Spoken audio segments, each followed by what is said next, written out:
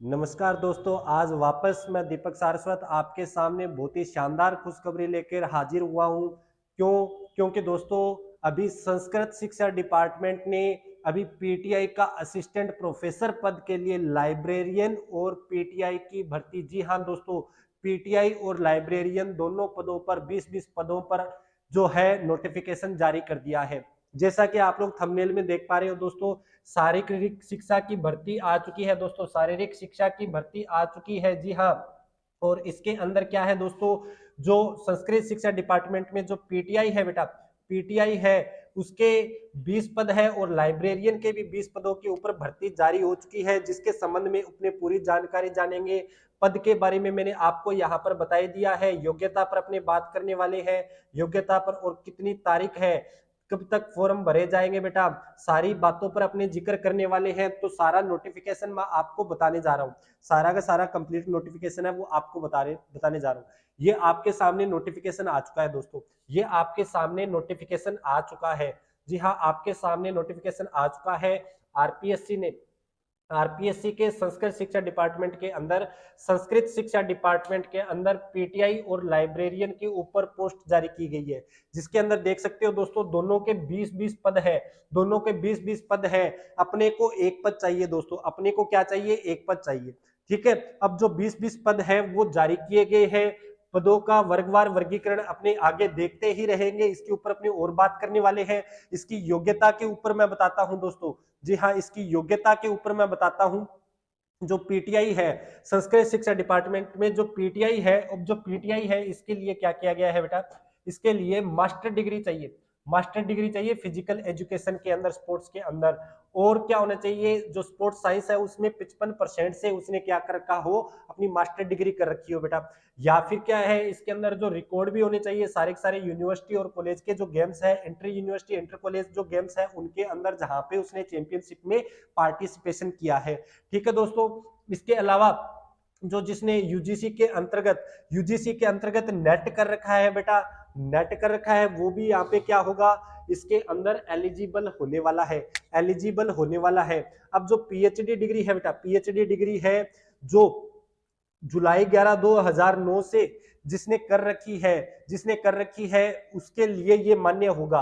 अब PhD degree क्या है, उसने अवार्ड मिल चुका हो इसके अंदर, या फिर पीएचडी डिग्री के अंदर दो कम से कम एक्सटर्नल एग्जामिनर से उसकी जो जांच हो चुकी हो, या फिर जो पीएचडी है वाइवा वॉइस है उसका कंडक्ट हो चुका हो बेटा, या फिर क्या है, जो 2 रिसर्च पेपर है उसके आ चुके हो, या जनरल के अंदर जिसके छप चुके हो, जो क्या कर रहा है, इन सभी को रिप्रेजेंट कर रहा है, वो इसके अंदर क्या होगा, मान्य होगा बेटा, मान्य होगा। जो नेट नेट स्लैट और सेट है, सेट नोट भी, सेल नोट भी रिक्वायर्ड यहाँ पे आवश्यक नहीं है बेटा, यहाँ पर इसमें आवश्यक नहीं है, ये ध्यान में रखना। नेक्स्ट अपन देखें तो फिजिकल फिटनेस टेस्ट है, जो कोई भी रेगुलेशन के द्वारा जो पास करवाया गया वो भी पास होना चाहिए, ये सारी चीजें। या फिर कोई जो है पीटीआई का जो एशियन गेम्स के अंदर, कॉमनवेल्थ गेम्स के अंदर मेडल विनर है और जिसके पास डिग्री है पोस्ट ग्रेजुएशन लेवल की, वो भी यहाँ पे क्या कर सकता है, पार्टिसिपेट कर सकता है बेटा, इस फॉर्म को फिल कर सकता है। अब अपने बात करें बेटा लाइब्रेरियन की, अब यहाँ पर बात करें लाइब्रेरियन की, तो इसके अंदर क्या है, मास्टर कर चुका हो लाइब्रेरियन साइंस से, या इंफॉर्मेशन साइंस से, या डॉक्यूमेंटेशन साइंस से कर चुका हो, या इसके इक्वल जो डिग्री है जिसमें उसके पास कम से कम 55% होने चाहिए बेटा, कम से कम 55% से वो यहाँ पे पास कर चुका हो। और जो क्या हो चुका है, कंसिस्टेंटली गुड एकेडमिक रिकॉर्ड है जिसका दो कंप्यूटराइजेशन ऑफ लाइब्रेरी के अंदर, या जिसने यूजीसी के अंतर्गत दोस्तों नेट कर चुका हो, नेट कर चुका हो अपने सब्जेक्ट से। और पीएचडी के लिए तो वो सारे के सारे जो अपने पीटीआई के लिए देखे हैं वो सारे के सारे मापदंड लगने वाले ही हैं, सारे के सारे मापदंड। तो ये सारी योग्यताएं हैं आपके पास होनी चाहिए। और योग्य जो आप लोग हो, वो आप लोग बैठे हो तैयारी कर रहे हो इस पद की, जल्दी से जल्द आप लोग डिमांड भी कर रहे थे, जिसकी फाइलें भी चल रही थी डिपार्टमेंट के अंदर, ठीक है दोस्तों। अब अपने बात करते हैं इसके अंदर आरक्षण वर्ग की, इसके अंदर विभिन्न भर्तियों में क्या क्या छूट के प्रावधान है।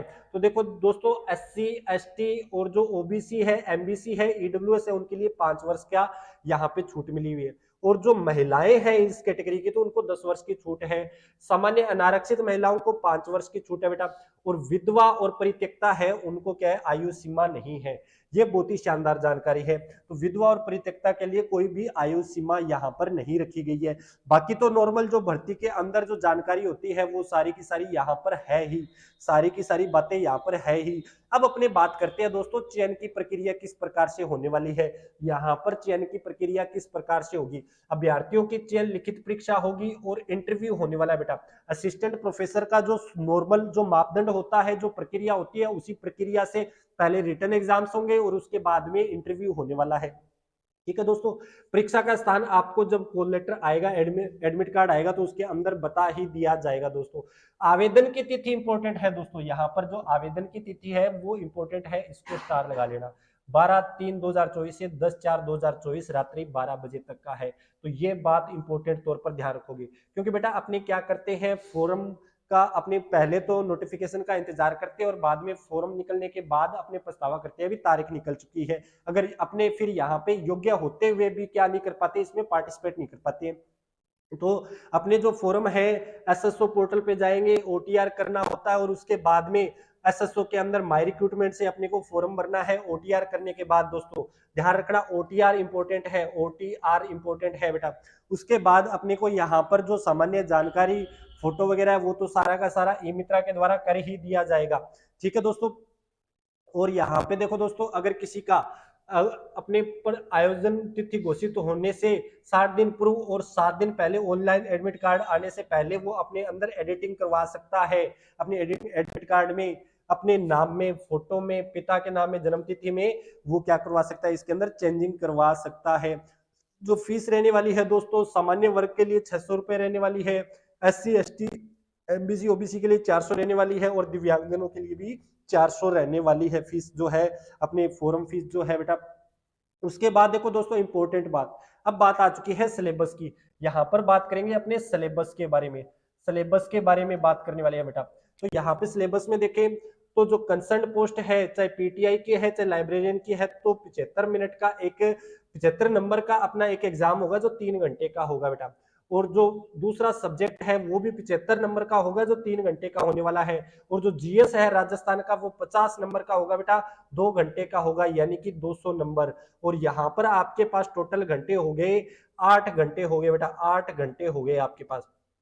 ठीक है दोस्तों, उसके बाद में क्या होगा, इसमें मेरिट में पास करने के बाद इंटरव्यू होगा 24 मार्क्स का आपका, 24 नंबर का क्या होगा, इंटरव्यू होने वाला है। और जो टोटल वैकेंसी है उस हिसाब से क्या किया जाएगा, स्केलिंग करके उसके बाद में आपको लिया जाने वाला है। और जो 40% का जो नियम है वो यहाँ पर एज इट इज काम करने वाला है बेटा। अब जो सिलेबस है दोस्तों, ये सारे भी यहाँ पर अपने को महत्वपूर्ण बिंदु अपने को सिलेबस का ध्यान में रखना है। अपने को यहाँ पे 5 ऑप्शन मिलने वाले हैं, जैसे आरपीएससी ने किया है, नीला पेन अपने को काम में लेना है। इनमें से पांचों में से एक ऑप्शन भरना जरूरी है, पांचवा ऑप्शन अपने खाली नहीं छोड़ सकते अगर क्वेश्चन छोड़ रहे हैं। तो ये सारी बातें आप लोग देख ही चुके हो।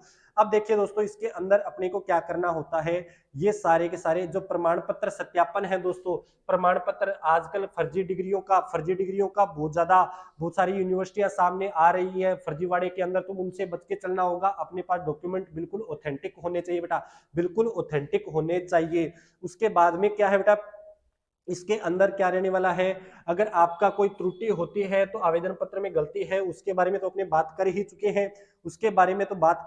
हैं, तो ये सारा सिस्टम रहने वाला है, ये सारी की सारी बातें यहाँ पर रहने वाली है। तो इन बातों का आप लोगों को मुख्य रूप से ध्यान रखना है बेटा। ठीक है, तो अपने को असिस्टेंट प्रोफेसर लगना है, कॉलेज लेक्चरर लगना है जिसे कहा जाता है, तो पीटीआई या फिर जो लाइब्रेरियन है उसके पद पर ये सारी योग्यताएं होनी चाहिए। ये सारी जानकारी आपको अपने टेलीग्राम चैनल पे मिल जाएगी। इसके अलावा एक इंपॉर्टेंट बात यहाँ पे बता देता हूँ, इसको अगर अपने यहाँ पर खत्म करें, ये अगर अपना नोटिफिकेशन को कंप्लीट करें बेटा, तो आपको इंपॉर्टेंट बात बता देता हूँ, अपनी academy Vidyasagar academy Hanumangarh junction के अंदर बेटा पीटीआई सेकंड ग्रेड और थर्ड ग्रेड के बैचेज फुल धड़ाधड़ चल रहे हैं और नए बैचेज है वो भी शुरू किए जा रहे हैं। शानदार तरीके से बहुत शानदार तैयारी करवाई जा रही है दोस्तों, जिसके पीटीआई का मतलब ही विद्यासागर है दोस्तों, पीटीआई का मतलब ही विद्यासागर है। जो अपने लक्ष्य को निर्धारित करके आता है वो पीटीआई लगकर ही जाता है दोस्तों। क्यों दोस्तों, क्योंकि पीटीआई का मतलब ही विद्यासागर है। क्यों, इसके अंदर अपने पास ऑफलाइन बैचेज भी है दोस्तों, ऑनलाइन बैचेज भी है। और आपको इसमें इंपॉर्टेंट बात, लाइव फ्रॉम क्लासरूम का भी आपको ऑप्शन मिल रहा है, इसके अंतर्गत लाइव फ्रॉम क्लासरूम का भी ऑप्शन मिल रहा है पीटीआई, जो सेकंड ग्रेड है और थर्ड ग्रेड के लिए बेटा। तो ये सारी जानकारी आप लोगों को ध्यान में रखनी है।